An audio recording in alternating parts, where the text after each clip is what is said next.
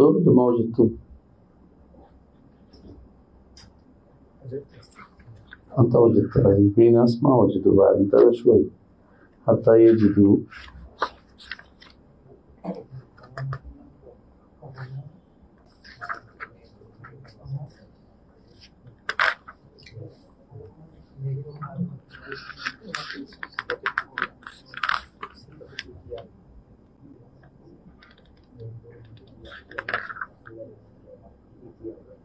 سبحان الله، ليش ما أجد؟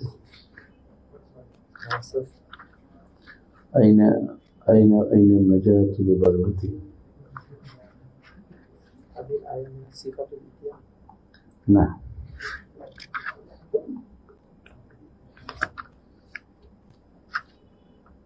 الحمد لله.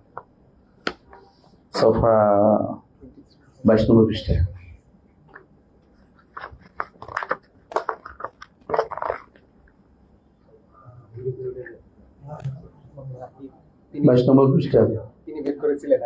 মাশাআল্লাহ মাশাআল্লাহ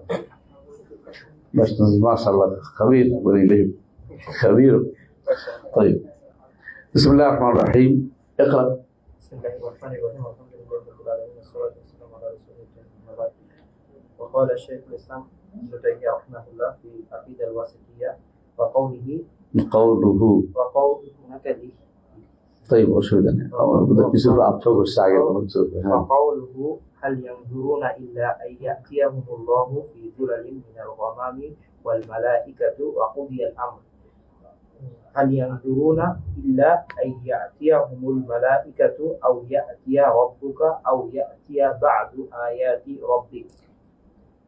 كلا إذا دكت الأرض دكا دكا وجاء ربك والملك صفا صفا. نقف هنا إن شاء الله،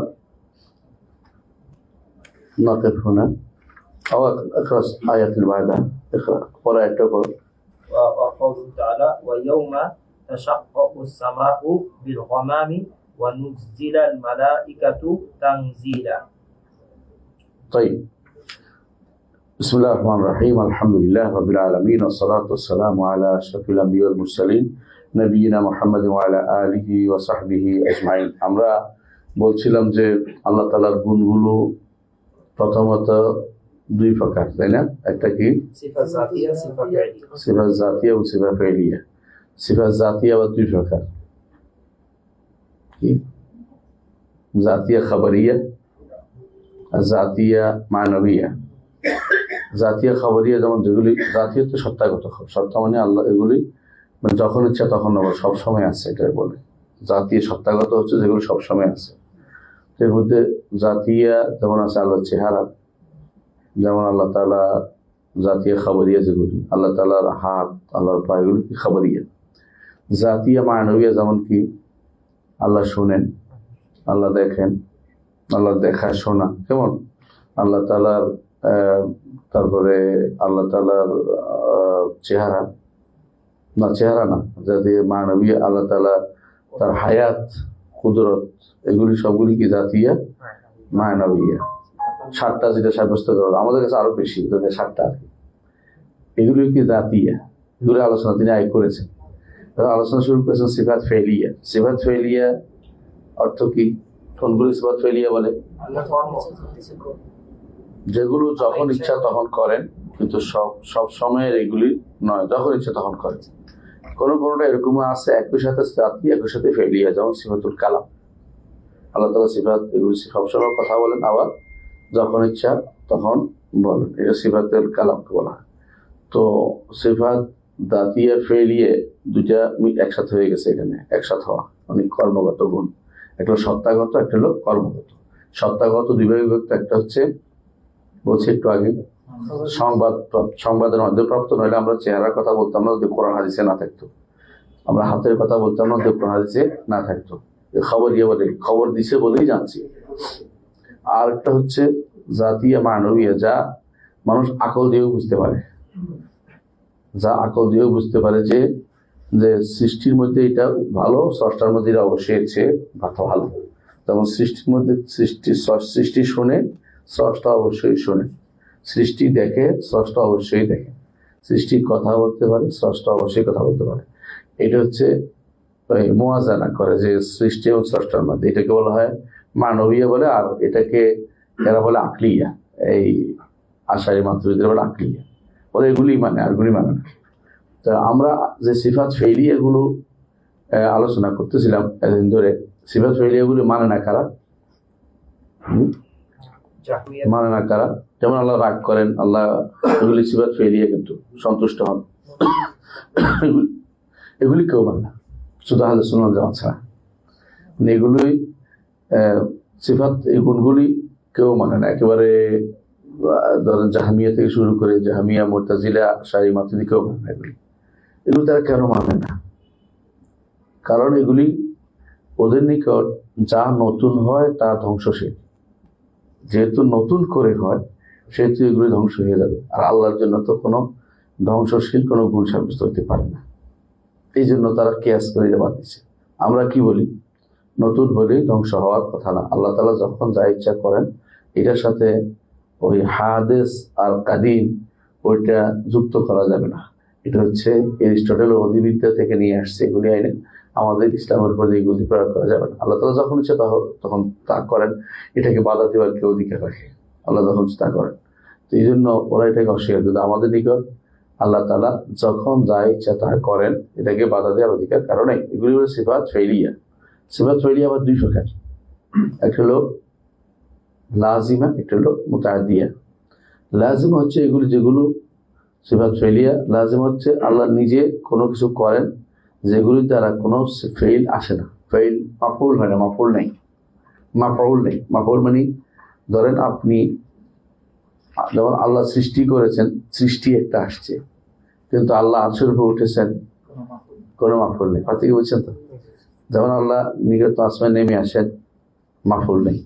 কিন্তু সৃষ্টি করলে সৃষ্টি একটা জিনিস তৈরি, তো যেটা সৃষ্টি থাকে এটা হলো মুতাআদ্দি, আর যেটা সৃষ্টি মানে মাফউল থাকে না, এটা হলো লাজিম। তো লাজিম এবং মুতাআদ্দির মধ্যে এই দুইটাই আমরা সাব্যস্ত করি, কেমন? আর কিন্তু এরা একটা সাব্যস্ত, আর দুইটাকেই নাম দিছে মাফউল। দুইটাই সাব্যস্ত করে কি এটা দ্বারা যেটা হয় সেটা হলো কি, হ্যাঁ, এমন সিফাত, এমন যে সাব্যস্ত এটা মাফউল সাব্যস্ত করবে, এটাকে তারা সিফাত বলবে না, এটাকে তারা সিফাত বলবে না। এই জন্য তারা দেখেন ইস্তাওয়া অর্থ কি? উপরে উঠা। উপরে উঠা তারা এটা বলতে রাজি। উপরে উঠলে কি হবে এটা বলতে রাজি আছে, বুঝে আসছে কথাটা?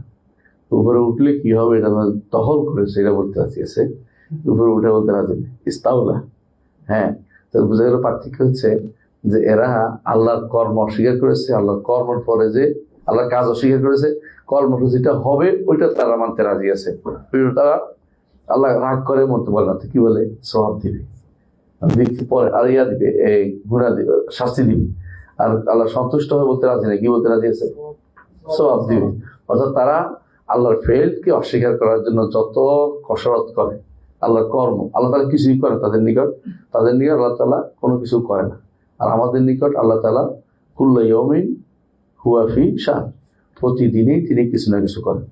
এর অর্থ হচ্ছে ইবনে কাসির রাহমাতুল্লাহ আলাইহি বলেন, কাউকে মৃত্যু দেন, কাউকে জীবিত করেন, কাউকে অসুস্থ করেন, কাউকে সুস্থ করেন, কাউকে অর্থনৈতিকভাবে শক্তিশালী করেন, কাউকে অর্থনৈতিকভাবে দুর্বল অবস্থায় ফেলেন, কাউকে সুস্থ করেন, কাউকে অসুস্থ করেন। এইভাবে আল্লাহ তাআলা প্রতিদিন কাউকে কিছু না কিছু করেন। কুল্লু ইয়াউমিন হুয়া ফি শান, যেটা আমরা তাকদীরের 5 নম্বর কাজ বলে থাকি, তাই না? তাকদীর ইয়াউমি মানে ডেইলি তাকদীর। এটা আল্লাহ তাআলা কোনোদিন কিছু না কিছু করেন। এগুলি নিকট তারা কোনোটা এগুলি মানতে রাজি না। তাদের নিকট এগুলো হচ্ছে আগে করেছেন, সেগুলো শুধুমাত্র সময় মতো শুধু বের হচ্ছে।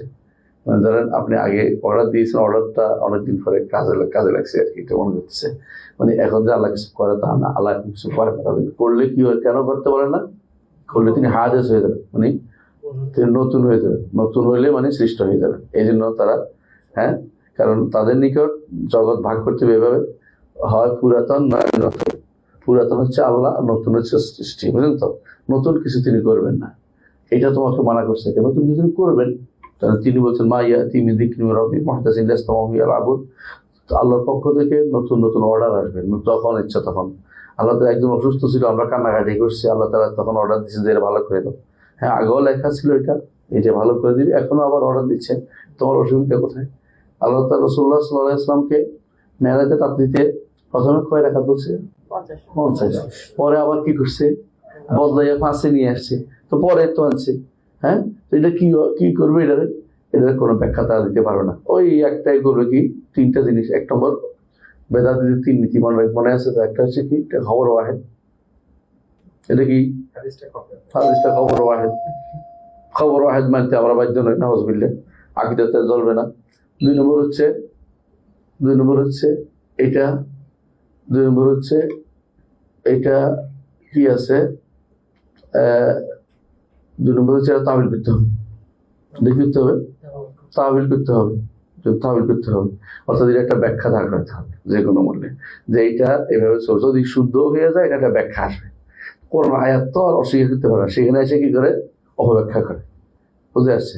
সেখানে সে অপব্যাখ্যা করে। তাহলে একটা হলো খবর ওয়াহিদ, তারা। 3 নম্বর হচ্ছে আকলের সাথে কন্ট্রাডিক্টরি হয়েছে, সুতরাং আকলকে প্রাধান্য দিতে হবে, কারণ আকলে তো পথ দেখাইছে। আকল না থাকলে আপনি কোরআন শরীফ বুঝতেন? ওদের কথা হলো এটা। আকল আউয়াল আর এগুলো থানি। আকলকে আগে রাখতে হবে না, আকলকে আগে রাখতে হবে না। আকল প্রাথমিক পথ দেখায়, পরবর্তী সমস্ত কাজ কে করে? কোরআন এবং সুন্নাহ। প্রাথমিক পথ দেখার অর্থ এই নয় যে এটা লাস্ট পর্যন্ত একই নীতিতে চলবে, কথা বুঝছেন? এখন চলবে না। হ্যাঁ, আমরা উদাহরণ দিই, কি মনে আছে? একটা রিক্সাওয়ালার কাছে দেখা হয়েছে, আপনার ছেলে নিয়ে আসছেন ডাক্তার দেখাতে। রিক্সাওয়ালা কোথায় যাচ্ছে? আমরা ডাক্তার দেখা যাচ্ছে। তো ডাক্তার তো দেখাবেন, কি সমস্যা? ছেলে পেট খারাপ, তাহলে পানি টেনে খাওয়াবেন না। রিক্সাওয়ালা কে দিল। তো বলছে ডাক্তার কোথায় আছে এটা বলেন। ডাক্তার হচ্ছে ওই বসুন্ধরার ভিতরে।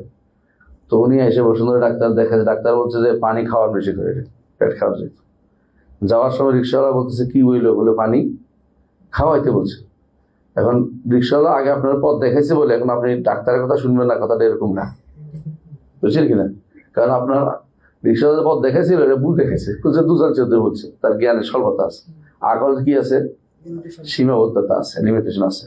আকল আপনাকে প্রাথমিক জ্ঞান দিতে পারে, কিন্তু লাস্ট কথাটা বলতে পারে না। আকল প্রাথমিক আপনাকে সুযোগ করে দিতে পারে পথ দেখার, কোরআন বোঝার, হাদিস বোঝার, কিন্তু লাস্ট বোঝা আকল দ্বারা কখনো সম্ভব না। কারণ এই জন্য জান্নাতের কোনো কিছু আপনি আকল দিয়ে সাব্যস্ত করতে পারবেন না। হাসরের মাঠে পৌলসিরাত পার হওয়া আকল দিয়ে করতে পারবেন? পৌলসিরাতে যে বর্ণনা দিচ্ছে এই বর্ণনা আপনি কেমনে পারবেন? হ্যাঁ, যেহেতু আকল ধরলে তো এই যে মুতাজিলারা ধরে অস্বীকার করে ফেলছে, কারণ তারা আকল ধরে না। এই জন্য আকল কখনো সব জায়গাতে কি হবে না, অ্যাপ্রোপ্রিয়েট হবে না। আকল হচ্ছে খাদেম লিন্নাকল। আকল সবসময় নকলের খাদেম, কোরআন সুন্নাহর খেদমত করবে আকল। আকলকে যদি কোনো আপনি, বিবেককে যদি কোনো আপনি কোরআন সুন্নাহর উপরে প্রাধান্য দেন, তাহলে আপনি এখনো কি বুঝেন নাই? শরীয়ত বোঝার চেষ্টা করেন নাই। ধরুন কোনো নবী রাসূল পাঠানো দরকার ছিল না। নবী রাসূল পাঠানোর অর্থই হচ্ছে যে সব কিছু মানুষের আকলে ধরবে না, তাহলে নবী রাসূল লাগতো না। এই জন্য ব্রাহ্মণরা নবী রাসূল অস্বীকার করে। প্রেরণকে কেন অস্বীকার করে? কারণ আমাদের বিবেকে যথেষ্ট, এদের বিবেকে যথেষ্ট, এই জন্য শেষ পর্যন্ত গরুর মুখ খায়। বিবেক যে কত খারাপ বোঝা যায়, হ্যাঁ, আকল যে কত খারাপ এটা বোঝা যাচ্ছে আর কি। এই জন্য সবসময় হয়তো যে আকল কখনো লাস্ট ডেস্টিনেশন আমাকে দিতে পারে না, প্রাথমিক একটা ধারণা আমাকে দিতে পারে। এই জন্য মানুষ শিখে, আকল যথেষ্ট মনে করে না, শিখে লেখাপড়া করে কেন? কারণ আকল এটা যথেষ্ট হচ্ছে না। সাধারণ আকল যথেষ্ট, এমনকি কুকুরকে পর্যন্ত শিখাইতে হয় যে এটা খাইতে হবে না, এটা আমাদের ধরে নিয়ে আসবা, অথবা এটা তুমি এই করবা, সে শিখাইতে হয় যে কুকুরের মূল্যটা বেশি, কারণ সে শিখছে এরপরে জানছে। শুধু আকল দিয়ে হলে সমস্ত কুকুর একরকম হয়ে যেত। হ্যাঁ, সুতরাং আকলের মধ্যে কি আছে? তারতম্য আছে। আবার সেটার মধ্যে আকল সবকিছু ধরেও না। কার আকল দিয়ে আপনি কোরআন সুন্নাহ করেন, ওজন করবেন? ইবনে তাইমিয়া রাহমাতুল্লাহ আলাইহি বলেন, বেআইয়া আকলিন ইউজার কিতাব ওয়াস সুন্নাহ। কোন আকল দিয়ে আমি কোরআন সুন্নাহকে পরিমাপ করবো? এটা তোমরা আগে বলো। কার আকল? এটা কি অ্যারিস্টটলের আকল না ওর ওস্তাদের আকল? অ্যারিস্টটলের ওস্তাদের নাম কি?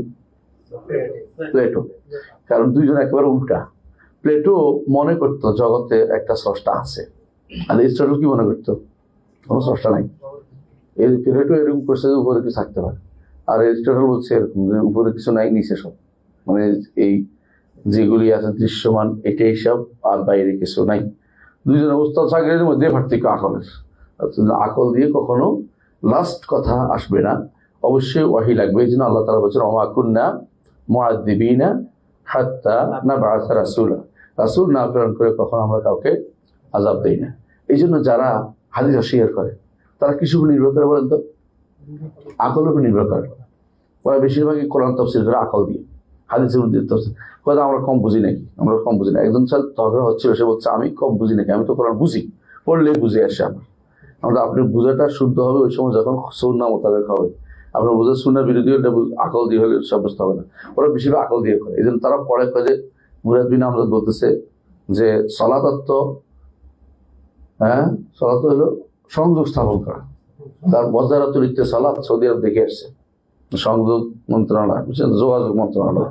তো এই জন্য বলতেছে যে সালাত সংযোগ স্থাপন করে, সুতরাং আল্লাহর সাথে আমি সংযোগ স্থাপন করে ফেলছি, এটাই সালাত। এবং সে দাঁড়ায় না, বসে না, যেমন আছে আমার সংযোগ স্থাপন করি, চোখ বন্ধ করে কথা, চোখ বন্ধ করছে পাইছে আকলে ধরে, অত দাঁড়াইছে কেমন আকলে ধরে। তোমার আকল দিয়ে তো সালাত হবে না। সালাত সল্লু কামা আর এই তুমনি ও সাল্লি। অথবা রসুল বলছে হজ করতে হলে আকল দিয়ে করতে পারবে। কি করতে হবে? কি বলছে? লিতা খুজু আননি মানে আসিকাকুম, আমার থেকে তোমাদের হজ গ্রহণ করো। এগুলি একটাও আকল দিয়ে বোঝা যাবে না। কেন দৌড় দিতে হইব সফা মারোয়া?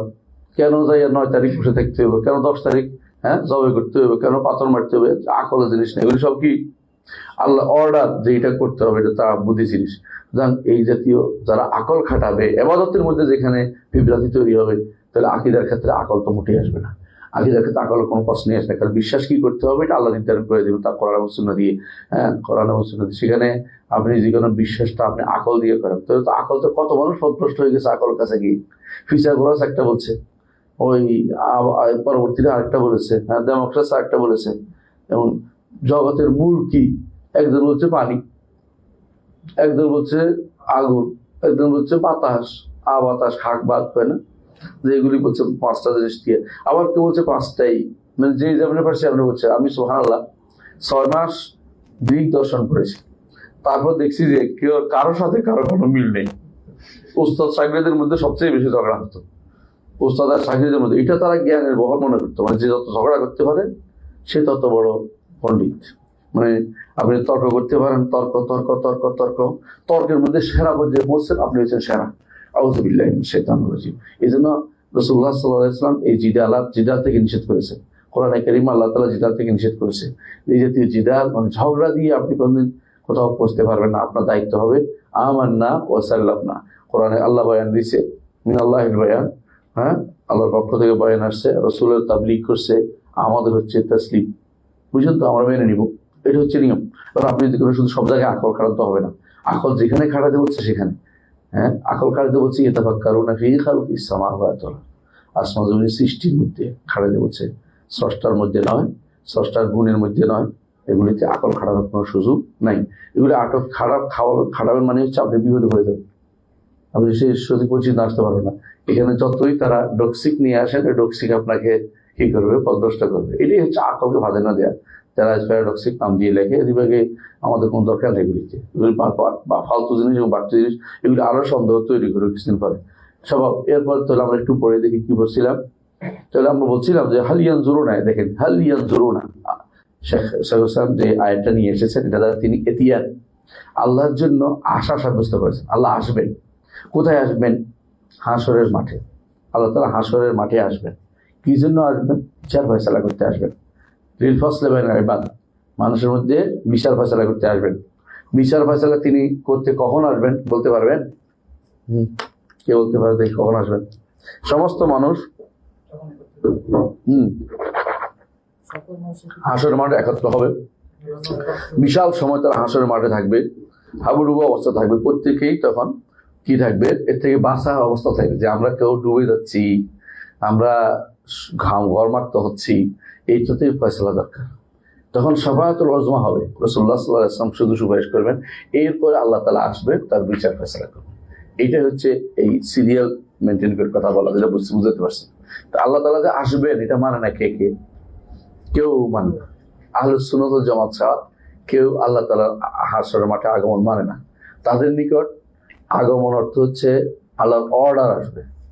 1 নম্বর অপেক্ষা, 1 নম্বর অপেক্ষা বা তাওয়িল। 2 নম্বর অপেক্ষা তাওয়িল কি কয় জানা? মালাইকারা আসবে। আর মালাইকারা তো আলাদা আসবেই, আমরা অস্বীকার করছি এটা। অর্ডার আল্লাহ তাআলা এসে দিবেন, যা বলবেন অর্ডার দিবেন। আল্লাহ তাআলা বান্দার সাথে একান্ত হবে হাদিসে আছে। জিজ্ঞাসা করবেন, বান্দা তুমি এটা করেছো কিনা। এমনকি কথা বলবেন, মা মিনকুম মিন আহাদিন ইল্লা ওয়াসাইকাল্লিমু রাব্বুহু লাইসা বাইনাহু ওয়া বাইনাহু তুরজুমান। তোমাদের প্রত্যেকের সাথে তোমাদের রব কথা বলবেন, কোনো অনুবাদক থাকবে না। আল্লাহ শুধু আসবেন না, কথাও বলবেন, এবং কি একান্ত হয়ে কথা বলবেন। আল্লাহ তাআলা তারপর ঢাকনা দিবেন যাতে কেউ দেখতে না হয়। গোপনে জিজ্ঞাসা করে একান্ত বান্দাকে, যাকে আল্লাহ ভালোবাসেন তাকে আল্লাহ ঢেকে নেবেন, কিন্তু অপমানিত না হয় কেউ। এটা করেছো বলে করেছি, তো তোমাকে দুনিয়াতে গোপন করেছি, এখনো গোপন করে যাও, যা পার হয়ে যাও। এটা হলো আল্লাহর পক্ষ থেকে বিশেষ নেয়ামত। কিন্তু এরা মধ্যে আসবেই না বলে, তোরা তো কিছুই পাবে না। ওরা যেহেতু বিশ্বাস করে না, সে আল্লাহ তাআলার রহমত পাবে করতে, আল্লাহ তাআলার রহমতে বিশ্বাস করে না। কারণ রাসূলুল্লাহ সাল্লাল্লাহু আলাইহি ওয়াসাল্লাম বলেছেন হাদিসে কুদসিতে, আল্লাহ তাআলা বলেন, আনা ইনদা যান্নি আবদি বি, আমি আমার বান্দা যেখানে যে আমার উপর যে বিশ্বাস করে আমি তার কাছে, সে মনে করে আমি তারা ক্ষমা করবো, তারা ক্ষমা করছে, মনে করে আমাদেরকে ক্ষমা করবে নাকি, আল্লাহ তাআলা আর ক্ষমা করবে না। কারণ সে আল্লাহর উপর তার বিশ্বাস রাখতেছে না, আল্লাহর উপর তার কোনো ভালো বিশ্বাস রাখতেছে না। তাহলে এরা এই যে আল্লাহ আসবে না বলে এর মাধ্যমে নিজেরাই ঠকেছে। এর মাধ্যমে তারা নিজেরাই ঠকেছে। ওলা ইয়াদুরুল্লাহ শাইআন, আল্লাহর কোনো ক্ষতি হয়, নিজেরা ক্ষতিগ্রস্ত হয়েছে। কারণ আল্লাহর আশার যে রহমত, যে দয়া বরকত যে আমরা পাবো যারা হাসরের মাঠে, এরা নিজেরা এটা পাবে না, কারণ তারা তো বিশ্বাস করতো না, কারণ তারা তো এটাই বিশ্বাসী ছিল না। এই জন্য আমাদের মাশায়েখরা বলতেন যে যারা আল্লাহকে দেখবে না বলে ওরা নিজেরা ঠকছে। কারণ জান্নাতে আল্লাহকে দেখা হচ্ছে সবচেয়ে বড় নেয়ামত, তারা এই নেয়ামত থেকে মাহরুম হয়ে যাচ্ছে, কারণ তারা আল্লাহকে দেখবেন নিজেরাই বিশ্বাস করে বসে রয়েছে। আল্লাহ তাআলা বলেছেন, দুনিয়াতে বলে দিয়েছেন, আমার বান্দা আমার ব্যাপারে যে ধারণা রাখে আমি তার কাছে, বান্দা আমার ফালিয়ার জন্য বিমায় আসা, সে কি ধারণা করে দেখো। যে ব্যক্তি মনে করে আমার আল্লাহ আমাকে মাফ করে দিয়েছে, আমি তওবা করেছি, তার মাফ হবে। আর যে তওবা করার পরে যে আমার কি মাফ করছে নাকি, তওবাটা হলো না, কমপ্লিট হলো না, মানে তার এটা কাজে লাগে নাই। সে বিশ্বাস রাখতে হবে। উদুল্লাহ ওয়া আনতুম মুকিনুনা বিল ইজাবা, যখন তোমরা আল্লাহর কাছে দোয়া করবে তখন ইয়াকিন থাকবে আল্লাহ কবুল করছে। আমি অনেক চেষ্টা করেছি, আমি তওয়াব করেছি, সারি করেছি, মক্কায় বসেছি, আরাফাতে, মুজদালিফাতে, আমি সবকিছু করেছি, ইনশাআল্লাহ আল্লাহ আমাকে ক্ষমা করে দিয়েছে। এই বিশ্বাসটা রাখতে হবে। বলে যে এটা রাজা, এটা এই রাজা দরকার, আল্লাহর কাছেই তো রাজা করবো, দুনিয়ার মানুষ তো করিনি, এই আশা থাকবে আমার। আল্লাহ তাআলা যেটা তার নবী বলেছে, এটা বলছেন কি, ওয়ালাম আকুম বিদুআইকা রাব্বি শাকিয়া, আল্লাহ আপনাকে ডেকে আমি কোনো হতভাগা হইনি, মানে আমি সবসময় আশাবাদী ছিলাম। সুতরাং যারা আল্লাহর সিফাতকে অস্বীকার করে তারা সবচেয়ে হতভাগা, কারণ তারা আল্লাহর কাছে চাইতে পারে না। কারণ আল্লাহ তাআলা আসবে তারা বিশ্বাস করতেছে, আল্লাহ তাআলা শুনে বিশ্বাস করে না। অনেকে মুতাজিলা আল্লাহ শুনে বিশ্বাস করে না, তো আরো মুসিবত। এরা যারা মনে করে যে আল্লাহ তাআলা বান্দাকে পার করবেন না, তারা তো আরো বিপদে আছে। একান্তে নিয়ে পার করবে না, তারা তো মহা বিপদে আছে। অর্থাৎ আলহামদুলিল্লাহ আহলে সুন্নাত ওয়াল জামাত সবচেয়ে সুন্দর অবস্থানে আছে। তারা মনে করে যে আল্লাহ তাআলা এই সিফাতগুলির প্রত্যেকটার সাথে আমার কি আছে, আমার ইনভলভমেন্ট আছে। শোনেন মানে আমি ডাকলে তিনি আমার ডাকা সাড়া দিবেন, তিনি আমার দেখেন মানে আমি কি করে দেখতেছেন, আমার অবস্থা দেখতেছেন, আমার লোকে জুলুম করতে দেখতেছেন, তিনি আমাকে সাহায্য করবেন। তিনি ওয়াদা করেছেন, ইন্না লা নানসুরু রুসুলানা ওয়াল্লাযিনা আমানু ফিল হায়াতিদ দুনিয়া ওয়া ইয়াউমা ইয়াকুমুল আশহাদ, যে দুনিয়ার জীবনে সাহায্য করো, আখেরাতে সাহায্য করো। কেউ যদি আল্লাহ আমার দেখেই না, যে মনে করে বসে আছে, সে তো আল্লাহ সাহায্য পাবে না। কিন্তু আল্লাহ বিশ্বাসে করে, যে বিশ্বাস করে সেটা পাবে কোথেকে। তাই তো যেটা বলছিলাম, তাদের মধ্যে আল্লাহ আসার অর্থ তারা অপেক্ষা করে। অপেক্ষা কেন করে? কারণ তো কোরআন অস্বীকার করতে পারে না। হাদিস হলে কি বলতো, খবর হয়, এক কথা কইতে খবর হয়। হাদিস হলে রাজি বলতেছেন 10 কারণে হাদিস নেওয়া যাবে না, মানে হাদিস না নেওয়ার বুদ্ধি করতেছে, 10টা কারণ দেখেছে, না নেওয়ার জন্য 10টা বুদ্ধি বের করছে। আর আমরা নেয়ার জন্য খুঁজি, একটা হাদিস পেলে কিভাবে আমল করবো, আর ওরা না নেওয়ার জন্য 10টা কারণ খুঁজি বের করে। নাউজুবিল্লাহ। এটা হচ্ছে যারা পথভ্রষ্ট, তাদেরকে শয়তান বিভিন্ন উপত্যকা নিয়ে ছাড়ে, যাতে করে হক তারা পেতে পারে না। এই জন্য আল্লাহর কাছে সবসময় হক দোয়া করতে হবে। রাসূলুল্লাহ সাল্লাল্লাহু আলাইহি ওয়াসাল্লাম কিভাবে দোয়া করেছেন মনে আছে? যখন তিনি শেষ রাতে দাঁড়াতেন, আল্লাহুম্মা রাব্বা জিবরিল ওয়া মিকাঈল ইসরাফিল আলমুল গায়ব ওয়া শাহাদাত ফাতিরিস সামাওয়াতি ওয়াল আরদি আলিমুল গায়ব ওয়া শাহাদাত তাহকুম বাইনা ইবাদিকা ফীমা কানু ফীহি ইখতালাফুন ইহদিনি লিমা ইখতালাফু ফীহি মিনাল হাক্কি ওয়া ইযলিক ইন্নাকা তাহদি মান তাশাউ ইলা সিরাতিল মুস্তাকিম। কিভাবে দোয়া করে দেখছেন তো? আল্লাহ আপনি আসমান জমিনের রব, স্রষ্টা, জিবরিল মিকাঈল ইসরাফিলের রব, আপনি সব হকের সবকিছু আপনার হাতে, আপনি আমাকে পথ দেখান, হক কোনটা আছে এটা আমাকে দেখিয়ে দেন। ইমানদার অন্তর থেকে হক চাইলে আল্লাহ তাকে হক দিবে। হক যদি মনে করেন আপনি পেয়ে গেছেন, আমার কি হক দেখাবে, অহংকারী হবেন আর হক পাবেন না। এটাই হচ্ছে আল কিবরু বাতারুল হক ওয়া গামতুন নাস। কি অহংকার হচ্ছে হক দেখলেই না আমি কি কম ভুলছিলাম নাকি, আমি কি ভুলের উপর ছিলাম নাকি। কিছু মানুষ হয় দেখবেন আমরা তো আকীদার উপর কথা বললে অনেকে কি হয়ে যায়, আমরা কি ভুলের উপর ছিলাম নাকি। তো অনেকেই যেমন তাকদীরের মাসলাতে এরকম সারাক্ষণকাল ঘুরতেছে, হকের নেবে না, কোরআন সুন্নাহ দলিল সব দিলে সলভেসানি কিতাব পুরোটা আনলেও তারা মানবে না। বলা উচিত বিকুল্লাহ তবে রকিবলা থাকে, এটার মতো অবস্থা তাদের, যে যত নিদর্শন নিয়ে আসে না কেন আপনার কথা শুনবে না। এটা হচ্ছে তাদের মধ্যে অহংকার ঢুকেছে। দুই শ্রেণী হক পায় না, একটা মুস্তাকবির, একটা হলো মুস্তাহি, তাই না। আরেক দুষ্টি আছে, আরো দুই গোষ্ঠী আছে। এটা হলো যারা সুল কাজ থাকে অথবা সুল ফাহাম থাকে। সুল কাজ বুঝছেন, উদ্দেশ্য খারাপ, উদ্দেশ্য খারাপ থাকলে হক পাবে না। এরা বুঝতো অনেকেই যে সুল কাজ ছিল তাদের। ইহুদিরা বুঝছিল রাসূলুল্লাহ সাল্লাল্লাহু আলাইহি ওয়াসাল্লাম হক, তো তাদের সুল কাজটা ছিল, সুল কাজটা ছিল, বুঝছেন তো। যেমন মক্কার এই আবু জাহালরা বুঝতো যে রাসূলুল্লাহ সাল্লাল্লাহু আলাইহি ওয়াসাল্লাম হক, সত্যবাদী, কিন্তু মানতো না। কেন? মানলে তো আমরা পিছিয়ে পড়ে গেলাম। এই জন্য মরার সময় কইছে আমার কলাটা উঁচু করে কাটবি, মানে বোধহয় লম্বা করে কাট, যাতে করে উপরের দিকে থাকে, সবার উপরে কাটতে। অনেকের মাথা কাটা হবে, তো আমার মাথার উপরে থাকে যায়, মানে শয়তান কাকে বলে। মরার সময় হচ্ছে অহংকার ছাড়ে নাই মরার সময়। তো কি হচ্ছে সুল কাজ, আর সুল ফাহাম আছে, কারণ ভুল বুঝ আছে। এটা বেশিরভাগ মানুষের না বুঝার কারণে ভুল করতেছে, এরকম বেশিরভাগ মানুষ এটা। কিন্তু যারা ওলামা যারা, এদের মধ্যে সুল কাস্ট উদ্দেশ্য খারাপ আছে। এই জন্য রাসূলুল্লাহ সাল্লাল্লাহু আলাইহি ওয়াসাল্লাম, একটা হাদিস আছে, রাসূলুল্লাহ সাল্লাল্লাহু আলাইহি ওয়াসাল্লাম কোরআনে কারিমে আল্লাহ তাআলা বলছেন যে দুই শ্রেণী, যখন আমরা সূরা ফাতিহা পড়ি, দুই শ্রেণী হক পায় না। কারা? একলো মাগদুবা আলাইহিম, একলো দাল্লিন। তো রাসূলুল্লাহ এই সলফে সালিহিনটা বলতেন মাগদুবা আলাইহিম কারা, দাল্লিন কারা।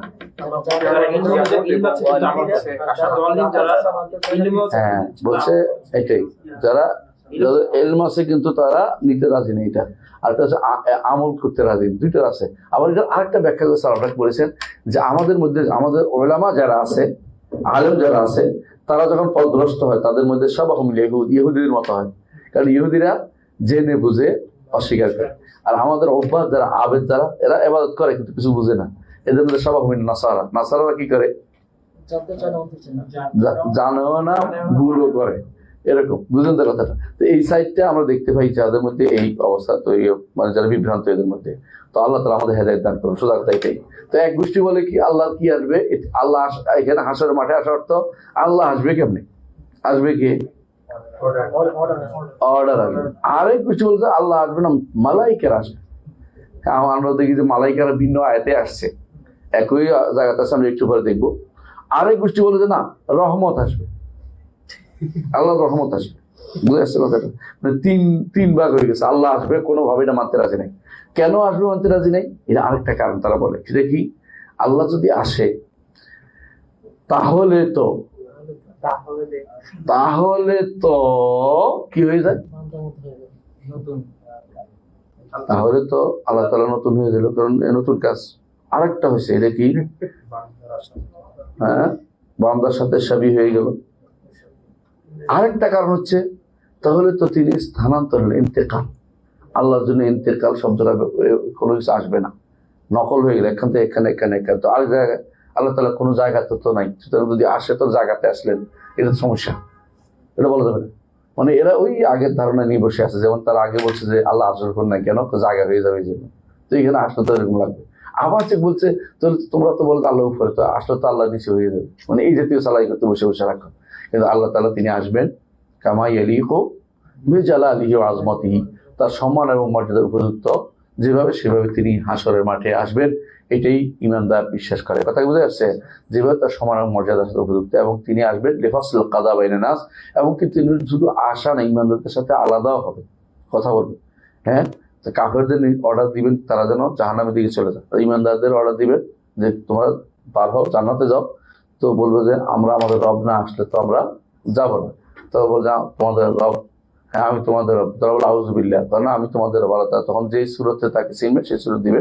তারপর তিনি বলছে আমাদের রবকে আমরা চিনতে পারবো কিভাবে, তার পায়ের গোসা দেখে। তখন আল্লাহ তাআলা তার পায়ের গোসা উন্মোচন করবেন, সেটা দেখবো, দেখে ইনশাআল্লাহ সিজদা করবো, এবং তারপর আমরা যেতে পারবো আর এয়ারপোর্ট সেরাত পার হয়ে জান্নাত পার, এটা হচ্ছে মূল ঘটনা, তাই তো?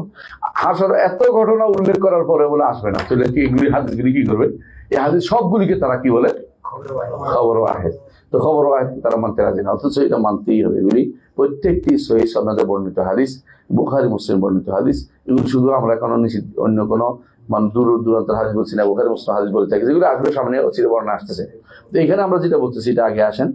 হাল ইয়ানজুরুনা, তারা তো অপেক্ষা করছে। ইয়ানজুরুনার কেন অপেক্ষা করছে জানেন? ইয়ানজুরুনা শব্দটার পরে যদি যদি কোনো ইয়া আসে, যদি কোনো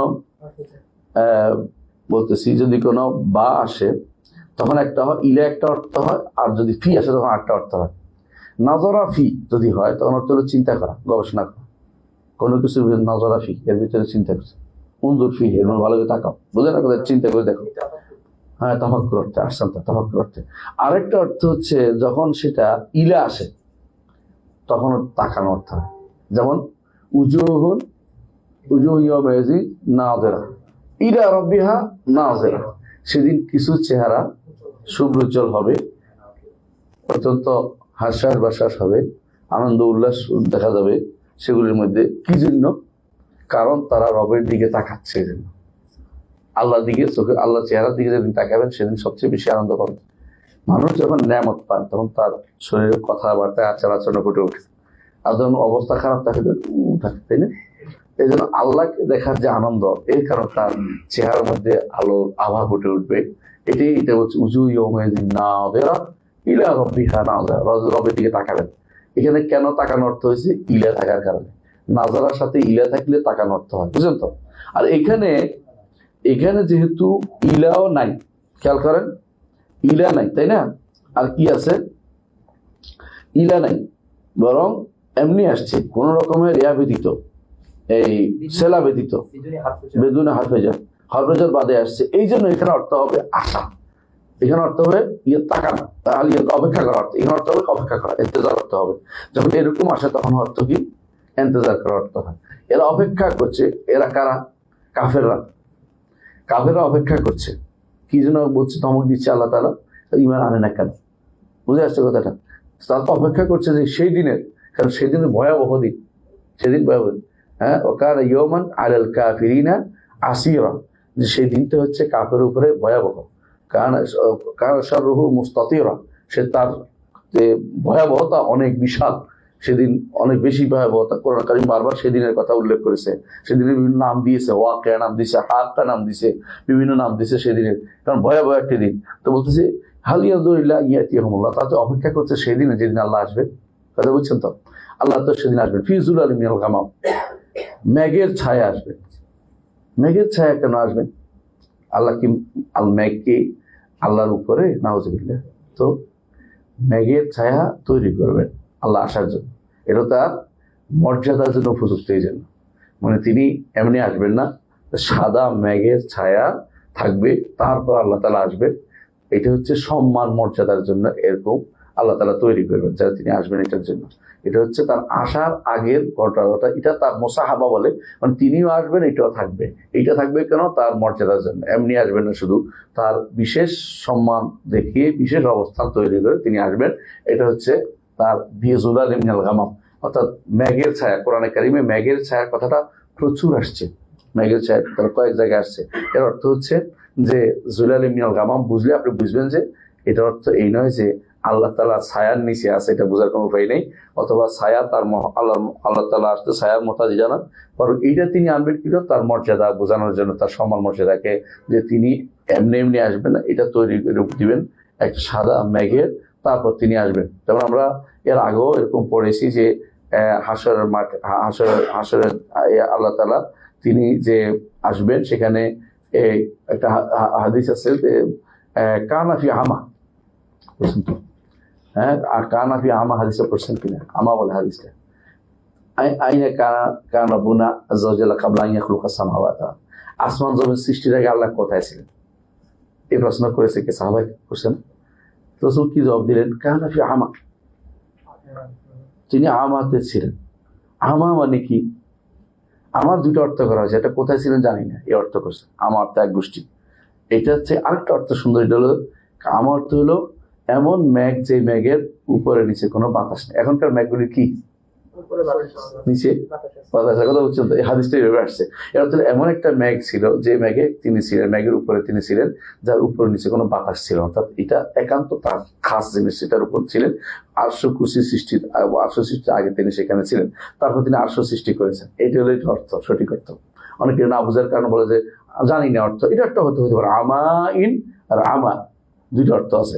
যদি তা নিয়ে পড়া হয় জানি না কোথায় ছিলেন জানি না, আর একটা অর্থ হচ্ছে তিনি মেঘের উপরে ছিলেন, এটাকে স্বীকার করতে হবে। বুঝে যাচ্ছে? আল্লাহ তাআলা যেটা তার জন্য উপযুক্ত। তিনি যখন আসবেন হাসরের মাঠে, মেঘ সাথে আসবে, এই মেঘটা নিচে থাকবে এবং এটা তার সম্মান ও মর্যাদার পরিচয় হিসেবে আসবে। এটা বুঝতে হবে আপনাদেরকে। ফিজুল আলিমিনাল গামাম, আর কি আসবেন সাথে? ওয়াল মালাইকা, আর মালাইকারও আসবে। মালাইকারও আসবে কিরকম? ছায়ার মতো হয়ে মালাইকারা আসবে। এবং কিভাবে আসবে? অন্য হয়তো হচ্ছে সফান সফা, কাতারে কাতারে। মালাইকারা কত কাতার হবে এটা বলে না এখানে, কিন্তু মালাইকারা আসমানও পাহারা দিবেন, সেদিন জমিনও পাহারা দিবেন। আসমানের কথা কোথায় বলা হয়েছে? অন্য জায়গায় বলছে ওয়াল মালাকু আলা আরজাইহা, সেদিন ফেরেশতারা কি করবে? আর আগের কথা, ওয়াল মালাকু আলা আরজাইহা, ফেরেশতারা আসমানের চারপাশ ঘিরে থাকবে, আর জমিনটাকেও তারা কি করবে? ঘিরে রাখবে, এবং কাতারে কাতারে থাকবে। কেউ যেন জমিন থেকে পালাইতে না পারে বা গোপন হইয়া কোনাকানিতে লুকিয়ে থাকবে তা কিন্তু না, কারণ কোনো কোনাকানি নেই। এমন এক মাঠে আমাদের হাসর হবে, যেই মাঠে কোনো গাছপালা নাই, পাহাড় পর্বত নাই, বাড়িঘর নাই, কোনো চিহ্ন নাই, কারো কোনো মুখের এই জমির প্রকৃত মালিক, এই জমির প্রকৃত মালিক তানভীর ভাই, এমন করে লেখেন। সাইনবোর্ড নাই, কোনো সাইনবোর্ড নাই। একেবারে আল্লাহ তাআলা হাদিস যেটা আসছে যে ইসমাউহু মান কারুবা ওয়া মান বাউদা, দূরে শুনবে কাছে শুনবে, কারণ সমান্তরাল হলে শোনা যায় সেভাবে। আর আল্লাহ তাআলা উপর থেকে এমন আওয়াজ দিবেন যে আওয়াজ সবাই সমানভাবে শুনতে পাবে, কারণ তিনি হচ্ছেন বড় আর সবগুলো হচ্ছে ছোট। তিনি ছোট জিনিস সবাই একই রকমের শুনবে। কথা বুঝতে পারছি? তো এরকম তিনি হাসরের মাঠে আসবেন। আর কি আসবেন? ফেরেশতারাও আসবে। ওয়াকুদিয়াল আমরু, আর বিচার ফয়সালা সম্পন্ন হবে। টাইম হয়ে গেছে, তাহলে আমরা একটু অপেক্ষা করবো একটু। ঠিক আছে, পানির জন্য বলো না, পানি আছে। রোজা আছে কার কার? আমি কিন্তু রোজা নাই, পানি খাইছি। বলেছেন রোজা আছে, পানি দিয়ে দেন। কারো কাছে লাগবে? মাহফিজ সাহেব, মাহফিজ সাহেব স্যার, মাহফিজ ছিল এখানে, হয়ে গেছে। আলহামদুলিল্লাহ, আলহামদুলিল্লাহ। নাস্তা দিয়ে দেন ওনাকে, থাকলে ওনার স্পেশাল খাবার না আগে আসছে। আচ্ছা আচ্ছা, ঠিক আছে। তাই আমরা একটু শুনে নেই এখন। তাই কি বলছেন? ওয়াকুদিয়াল আমরু, আর ফয়সালা করা হবে। ফয়সালা বুঝছেন তো? মানুষের মধ্যে ফয়সালা করা হবে যে কে কি পাবে, জান্নাত না জাহান্নাম নির্ধারণ করে দেওয়া হবে। এটা ওয়াকুদিয়াল আমরু। ওয়া ইলাল্লাহি তুরজাউল উমুর, সবকিছু আল্লাহর কাছে প্রত্যাবর্তন হবে। মানুষ কি করবে না করবে, মানুষের আখিরাতে মানুষ কোথায় যাবে না যাবে, এটা নির্ধারিত হয়ে যাবে। এটা কি বুঝে আসছে কথাটা? তাহলে আল্লাহ আসবেন হাসরের মাঠে কি করার জন্য? ফয়সালা করার জন্য। যে যা করেছে তা দিবেন, ভালো যা করেছে ভালো পাবে, মন্দ যা করেছেন তা মন্দের শাস্তি সে পাবে। এবং যে সূক্ষ্ম মেঘ, এটা অবশ্যই তার সাথে আল্লাহ তাআলা সেটা আসবে, আল্লাহ তাআলা আসবেন, সেটাও আসবে। আর ফেরেশতারা তার ছায়া হিসেবে আসবে, কারণ তারা মানুষ এবং জিনকে কি করবেন? ঘিরে রাখবেন জমিনের মধ্যে, তারা পালাইতে পারবে, এই জন্য তারা আসবেন। এবং আল্লাহ তাআলা এই সময় ঘিরার পরে আল্লাহ তাআলা নাজিল হবেন। বুঝে আসছে কথাটা? আচ্ছা, এইভাবে আল্লাহ তাআলা কুদিয়াল আমরু, বিচার ফয়সালা করবেন, এবং যারা কাফের তাদেরকে ধ্বংস করে দিবেন এটা।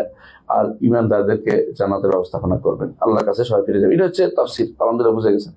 ইবনে কাইয়িম রাহমাতুল্লাহ আলাইহি বলেন যে আল্লাহ তাআলা যে হাসরের মাঠে আসবেন, এটা এই কিয়ামতের দিন, এটা একবার কোরআনও আসছে, হাদিসেও আসছে, আযারও আসছে। এটা অস্বীকার করার অর্থ হচ্ছে যে সে অনেকগুলো করে আয়াতকে অস্বীকার করবে। এই জন্য এটা এমন আয়াত যেগুলি অস্বীকার করছে, কারা অস্বীকার করছে? এমনকি আশারী মাতুরীদের অস্বীকার করেছে। এরপরও যদি কেউ আশারী মাতুরীকে আহলুস সুন্নাহ বলে, দুঃখজনক। বুঝেন আপনি কথাটা? কোরআনকে সরাসরি কোন আয়াতের দালালাতকে অস্বীকার করে বসতেছে, তাবিল করতেছে বিনা কারণে। তাদের শুধু আকলে ধরা না দেখে তারা তাবিল করতেছে। এগুলি কোনোভাবে আহলুস সুন্নাহ ওয়াল জামাতের অন্তর্ভুক্ত হতে পারে না এরা। বুঝেন? তারপরে চলেন ওয়াকাউলুহু তাআলা, আরেকটা আয়াতে বলছেন, আপনারা পড়ছেন একটু আগেই, হাল ইয়ানজুরুনা আন তা'তিয়াহুমুল্লাহ, আরেকটা আয়াত আন তা'তিয়াহুল মালায়েকা, এখানে কিন্তু আল্লাহর কথা বলেনি। এখানে কিন্তু আমরা আগেও জানি কোরআনে কারীমের তাফসীরের নিয়ম কি বলেন তো? কোরআন বিল কোরআন, যদি একই রকমের আয়াত হয় তাহলে ওই আয়াতের কি তাফসীর। এর অর্থ হচ্ছে ফেরেশতারা আসবে, আল্লাহও আসবে। এই জন্য আল্লাহ এখানে আয়াত পরে বলছেন, হ্যাঁ হাল ইয়ানজুরুনা, তারা তো অপেক্ষা করছে। কিসের অপেক্ষা করছে? ইল্লা আন তা'তিয়াহুল মালায়েকা, ফেরেশতা আসা পর্যন্ত অপেক্ষা করছে। ফেরেশতা কখন আসবে? হাসরের মাঠে এসে ঘিরে ফেলবে। অথবা এটা হতে পারে যে দুনিয়ার বুকে ফেরেশতারা এসে ধ্বংস করবে, এটা হতে পারে। ফেরেশতারা দুনিয়ার বুকে যে জনপদ ধ্বংস করেছে, বহু ফেরেশতা এসে কি ধ্বংস করে দিয়েছে। জিবরাইল আলাইহিস সালাম কোন জনপদের দরজা দাঁড়িয়ে একটা চিৎকার করেছে, ইনকাতিল্লা সাইহাতান ওয়াহিদাতান ফাইজাহুম খামিদুন, একটা চিৎকার করেছে, সব মরে একেবারে পড়ে গেছে। অথবা তিনি সেখানে এসে কি করেছেন? উল্টে দিয়েছেন, জাআলনা আলিয়াহা সাফিলাহা ওয়া আমতারনা আলাইহিম হিজারাতাম মিন সিজিল। অথবা কোনো এলাকাতে বৃষ্টি এনে তাদেরকে সাখারা আলাইহিম সাবআ লায়ালিন ওয়া তামানিয়াতা আইয়ামান হুসুমান ফাতারাল কওমা ফিহা সারআ কাআন্নাহুম আ'জাযু নাখলিন খাওয়িয়া ফাহাল তারা লাহুম মিন বাকিয়া, মানে কিছু অবশ্য টাকা সব শেষ করে দিয়েছে। এটা হচ্ছে লা তুবকি ওয়া লা তাজার, তাও যেটা জাহান্নামে দিল শেষ করে দিবে, মানুষদের এরকম করবে, আল্লাহ তাআলা কোরআনে কারীম বলেছেন। অর্থাৎ ফেরেশতারা যখন আসে তখন হিজরা মাহজুরা, ভালো কিছু অপেক্ষা করতে নাই। বুঝলেন না কথাটা? ফেরেশতারা কারো প্রতি আল্লাহর নির্দেশ পালন করবে, লা ইয়াসুনাল্লাহ মা আমারাহুম ওয়া ইয়াফআলুনা মা ইউমারুন, আল্লাহ যার নির্দেশ দিয়েছে সেটা পালন করবে, কোনো দয়া নাই, আর কোনো দয়ার সুযোগ নেই। হ্যাঁ, কেন তো কান্নাকাটি করে বেঁচে যাওয়ার কোনো সুযোগ নেই, কারণ ফেরেশতারা এদিকে তাকাবে না, আল্লাহর অর্ডার দিকে তাকাবে। তিনি অর্ডার, দুনিয়ার মানুষ তার কি দিক্কাত পেয়ে বসে, তার মধ্যে কি আসে? কোমলতা আসে। আর এই আমার ভাই দেশি ভাই, হ্যাঁ দেশি ভাই, আবার আকিদের ভাই কইলে নেবে এত তাড়াতাড়ি। কিন্তু আল্লাহর কাছে, ফেরেশতাদের কাছে এই কোনো দরদ নাই। যখন নামবে তখন শেষ, হ্যাঁ ফিনিশ। বুঝলেন তো? ফেরেশতা আসার অর্থ কি? কোনো হিজরা মাহজুর, হায় রে শেষ রে, এদের তো কিছু শুনবে না। বুঝতে আসছে কথাটা? তো ফেরেশতারা আসার অপেক্ষা করতেছে কারা? কাফেররা। হ্যাঁ, ইল্লা আন তা'তিয়াহুল মালায়েকা আও ইয়াতিয়া রাব্বুক, অথবা রব আসবেন। এতক্ষণ যারা বলছিল যে হাসরের মাঠে আসা দ্বারা উদ্দেশ্য হচ্ছে ফেরেশতা আসবে, ফেরেশতা আসবে অথবা আল্লাহ আসবে হচ্ছে, রব আসবে, রব আসবে হচ্ছে, এইখানে আর কোনো অপেক্ষা করার সুযোগ আছে? নাই। বোঝা গেল যেখানে আল্লাহ স্পষ্ট করে দিয়েছেন যে ফেরেশতারাও আসবে, আল্লাহ তাআলাও আসবে। ফেরেশতারা আসবে, সেটা ঘিরে ধরবে, আল্লাহ তাআলা তখন আসবে, সেখানে তার জুফিজুল মিনাল গামাম, সেটা ইয়া সৃষ্টি করে, মেঘের ছায়া সৃষ্টি করে তিনি সেখানে আসবেন। আও ইয়াতিয়া বা'দু আয়াতি রাব্বি, অথবা এরা অপেক্ষা করছে আরেকটা কি? আল্লাহর কোন নির্দেশনা আসার। আল্লাহর কোন নির্দেশনা আসা অপেক্ষা করে? যে নির্দেশনা আসলে বিপদ, এটা কোনটা জানেন তো? না, মৌতে না, আহসান, তা কিয়ামতের ওই আলামতটা, যে আলামতটার পরে আর তওবা কবুল হবে না। সূর্য পশ্চিম দিগন্তে আসা, আহসান, সূর্য পশ্চিম দিগন্তে, সূর্য যখন পশ্চিম দিগন্তে আসবে এরপর আর কোনো তওবা কবুল হবে না। হাদিসে আছে রাসূলুল্লাহ সাল্লাল্লাহু আলাইহি ওয়াসাল্লাম বলেছেন যে কিয়ামতের আগে সূর্য যখন পশ্চিম দিকে আসবে, উঠবে, তখন সবাই ঈমান আনবে। কেন ঈমান আনবে? তাদের কাছে খবর পৌঁছাবে তখন যে ইসলাম বলেছিল যে পশ্চিম দিগন্তে সূর্য উঠবে, আর কোনো দিন বলেনি। তখন তারা বুঝবে যে হায় রে, কথাটা একদম সত্য, মিলে গেছে, আর কোনো কথা নাই। সবাই বলে আমরা ঈমান আনলাম, কিন্তু লা ইয়ানফাউ নাফসান ঈমানুহা লাম তাকুন আমানাত মিন ক্বাবলু আও কাসাবাত ঈমানিহা খায়রা, আগে ঈমান আনে নাই, তাদের ঈমানে কোনো কাজে আসবে না। কেন ঈমানে কাজে আসবে না? কি তওবা তো করছে, আসবে না কেন? আহসানতা, আলমুল গায়ব আর নাই, আলমুল শাহাদা হয়ে গেছে। আলমুল গায়ব, ঈমান হচ্ছে গায়বের উপর আনতে হয়। ঈমান যখন শাহাদা হয়ে যায়, সবাই দেখে ফেলে, তখন আর ঈমানের কোনো মর্যাদা থাকবে না, ঈমানের কোনো গ্রহণযোগ্য হবে না। কারণ আল্লাহ তাআলা পরীক্ষার জন্য পাঠিয়েছেন। পরীক্ষার যখন রেজাল্ট হয়ে যায়, রেজাল্ট চলে আসে, তখন আর কোনো পরীক্ষা দেবো কান্নাকাটি করলেও কাজ হবে না। হ্যাঁ, আমি এখন পরীক্ষা দেবো, এটা করে কেউ শুনবে না। এই জন্য পরীক্ষার রেজাল্ট চলে আসছে, কি পশ্চিম দিকে সূর্য উঠছে, এই জন্য আর কোনো কথা গ্রহণ করা হবে না। সুতরাং এরা অপেক্ষা করছে, হয় ফেরেশতা এসে ধ্বংস করবে, না আল্লাহ তাআলা আসবে হাসরের মাঠে, না দুনিয়ার বুকেই তাদের জন্য কি করবে, একটা সময় আসবে যে সময় তারা ঈমান আনলে সেটা গ্রহণ করা হবে না। এটা কোন তখন পশ্চিম দিকে সূর্য উঠলে। আও ইয়াতিয়া বা'দু আয়াতি রাব্বি, সূরা আন-নাহল 108 নম্বর, তাই না? এটুকু আমরা জানলাম যে তাহলে আল্লাহ আসবেন, তাই না? সিফাত সাব্যস্ত হয়েছে, এটা হলো মূল কথা। আল্লাহ আসা সিফাতটা কি হয়েছে? সাব্যস্ত হয়েছে। তাই আরেকটা হচ্ছে ওয়া কাউলুহু, আল্লাহ তাআলার বাণী, কাল্লা ইযা দুক্কাতিল আরদু দাক্কান দাক্কা, কখনো নয়। অর্থাৎ এরা যা বলছে তা না, এটা ধমকি দেওয়ার জন্য আসে। কাল্লা আসা ধমকি দেওয়ার জন্য। এরা যা চিন্তা করছে তা না, বরং আমি যা বলছি তা শোনো। কোরআন কারিমে এরকম বহু জায়গাতে আছে কাল্লা কাল্লা, কখনো না, তুমি যা চিন্তা করছো তা নয়। হে মানুষ, তুমি যা চিন্তা করছো তা নয়, আমি যা বলছি তা শোনো। মানুষদেরকে সাবধান করার জন্য এটা আসে। কি বলছেন? কাল্লা, কখনো তোমরা তা মনে তা নয়। ইজা দুক্কাতিল আরদু দাক্কান দাক্কা, ওই সময় কথা স্মরণ করো যখন জমিন দাক্কান দাক্কা হবে। দাক্কা অর্থ ঢাকা ঢাকা সহ চূর্ণ বিচূর্ণ, চূর্ণ বিচূর্ণ। দাক্কান দাক্কা দুইবার আসার কারণে চূর্ণ বিচূর্ণ হয়েছে, বুঝলেন তো? একবার আসলে হয়তো চূর্ণ। এই জন্য দুক্কা করে, যেটা ওই যে খায়, দেখছেন না, ওই যে এখন আরবরা খায়, হ্যাঁ হ্যাঁ, এটা গুঁড়া জিনিসটা খায়। দুঃখ মানে চূর্ণ বিচূর্ণ করছে, তো চূর্ণ করা জিনিস, চূর্ণ আর কি, চূর্ণ। হ্যাঁ, রুটির সাথে আরেকটা কিছুর সাথে দেয়, ওই যে জাবাদির সাথে দেয়, দইয়ের সাথে দেয়। তাই হোক, রুটিও যে কোনো কিছু আগে পাউডার করে, চূর্ণ পাউডার চূর্ণ করা দুঃখা বলে। তো দাক্কান দাক্কা অর্থাৎ চূর্ণ বিচূর্ণ করে বলছে। যদি এটা কাপ দিয়ে, বড় কাপ দিয়ে লেখে কেউ দোক্কা, কিন্তু দুঃখান অর্থাৎ দাক্কা অর্থ চূর্ণ বিচূর্ণ করা। কাল্লাই যা দুঃখাতিল আরদু দাক্কান দাক্কা, জমির কি হবে? চূর্ণ বিচূর্ণ হবে। চূর্ণ বিচূর্ণ হলে কি হবে? ফাকানাত হাবা মামবাত্তা, মোমবাত্তা। তখন এগুলো কি হাবা, বাতাস উড়ে উড়ি ধুলিকণার মতো হয়ে যাবে, কারণ এটা চূর্ণ বিচূর্ণ হয়ে গেছে। এখন আপনি পাহাড় দেখতেছেন, তখন পাহাড় থাকবে না। এখন আপনি বিভিন্ন শক্ত জিনিস দেখতেছেন, কিছুই থাকবে না, সবকিছু কি হয়ে যাবে? চূর্ণ বিচূর্ণ হয়ে যাবে। চূর্ণ বিচূর্ণ হওয়াটা যদি এখন মানুষ না বুঝে, আগে মানুষ বুঝতো না, বুঝলে এখন তো মানুষ সবাই বলে যে যদি মঙ্গল গ্রহের সাথে পৃথিবীর একটা ধাক্কা লাগে তাহলে কি হবে? কিছু বলতে পারে। শুধু সেটা নয়, অন্য গ্রহ থেকে পাথর আসলে তো মানুষ ভয়ে বলে যাচ্ছে যে বাংলা পৃথিবীতে কোন একটা পাথর কোথায় পড়তেছে, বলতে কিন্তু পড়ে না, কারণ আল্লাহর সময় আসে নাই তো। আল্লাহ যে বলছে পড়বে, এটা এখনো সময় আসে নাই, তবে পড়ার সম্ভাবনা আছে। 3টা যে ভূমিধস হবে, এমনি না হইতে পারে, কিছু কারণে হইতে পারে, এমনি হইতে পারে, তো পড়ার সম্ভাবনা আছে। তাহলে আল্লাহ তাআলা যখন চাইবেন তখন হবে। কিন্তু আপনি আল্লাহ যখন চাইবেন ধ্বংস, প্রলয়ঙ্কারী ধ্বংস, যেটা ফানা, যেটা একেবারে সব কিছু চূর্ণ বিচূর্ণ করে দিবে, তখন তো কাওয়া কে বলতে, হ্যাঁ, ওয়াইদাল বিহারু ফুজিরাত ওয়াইদাল কুবুরু বসাত, জিবাল সবকিছু চূর্ণ বিচূর্ণ হয়ে যাবে। একটার সাথে একটা কি হয়ে যাবে? ঘর্ষণ লেগে যাবে। এই যে সবকিছু ধ্বংস হয়ে যাওয়া, এটাই তো হচ্ছে ফানা। এটা কিয়ামতের প্রথম ধাপ। আবার তৈরি হবে নতুন করে আরেকটা ধাপ। তো প্রথম ধাপে এই ধ্বংস, এই চূর্ণ বিচূর্ণ হওয়াটা এখানে বলা আছে। তারা কি দেখে না যে অচিরেই সাবধান, যে দুঃখাতিল আরদু দাক্কান দাক্কা, সমস্ত জমিন কি হবে? চূর্ণ বিচূর্ণ হয়ে যাবে। ওয়াজা রাব্বুকা, এখানে হচ্ছে দরকার। আর কি হবে?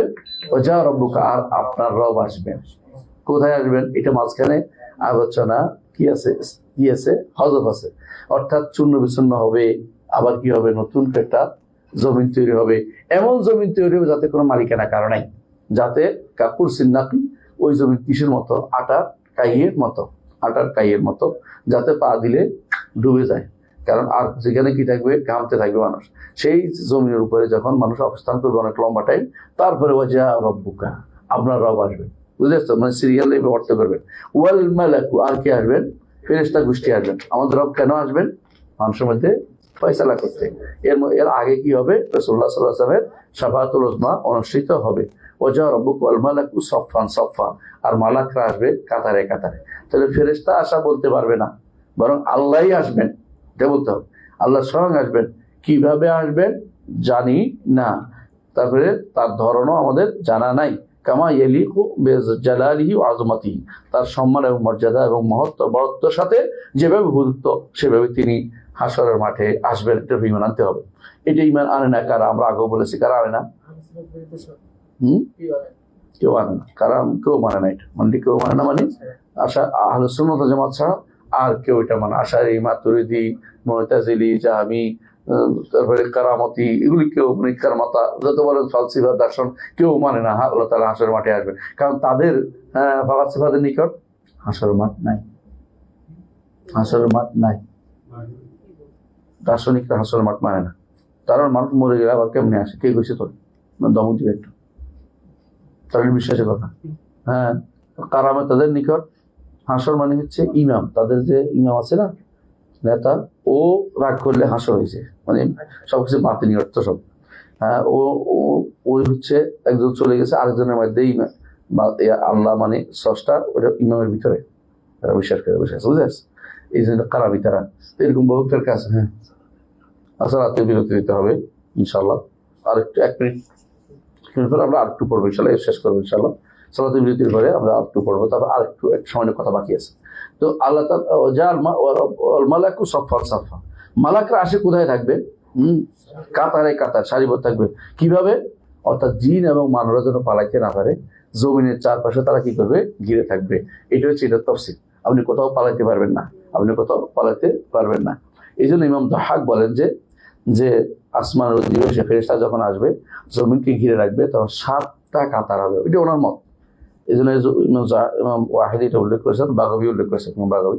কিন্তু আমরা যেহেতু এটা হাদিস দ্বারা উল্লেখ করে, আমরা বলে যে নিশ্চয়ই তিনি ইস্তেহাদ করতে আমাদের শুনেছেন তার থেকে, যে কাতারে কাতারে ফেরেশতারা, যেহেতু সব বলছে তো 7 বলছে, তো 7 কাতার থাকবে। তো এতে কোনো সন্দেহ নাই যে কাতার বিভিন্ন রকম হবে, এবং শেষের কাতার কি হবে? আল্লাহ তাআলা আরশের চারপাশে থাকবে। কারা? ফেরেশতারা। ওয়া তারাল মালাইকাতা হাফিনা মিন হাওলিল আরশি ইউসাব্বিহুনা বিহামদি রাব্বিহিম। আপনি তখন দেখতে পাবেন ফেরেশতাদেরকে কি তারা আরশের চারপাশে ঘিরে কি বলতে সুবহানাল্লাহি ওয়া বিহামদিহি বলছে। এটা হচ্ছে সুবহানাল্লাহ। এখনো তারা বলছে, তখনও বলবে ওয়া কুদিয়া বাইনাহুম বিল হক ওয়া কিলাল হামদু লিল্লাহি রাব্বিল আলামিন। এর মধ্যে আমরা থামি ইনশাআল্লাহ, নামাজ পড়ে বাকি আলোচনা করবো। কেমন? ইনশাআল্লাহ আরো একটু বলবো ইনশাআল্লাহ। বইয়ের ভিতরে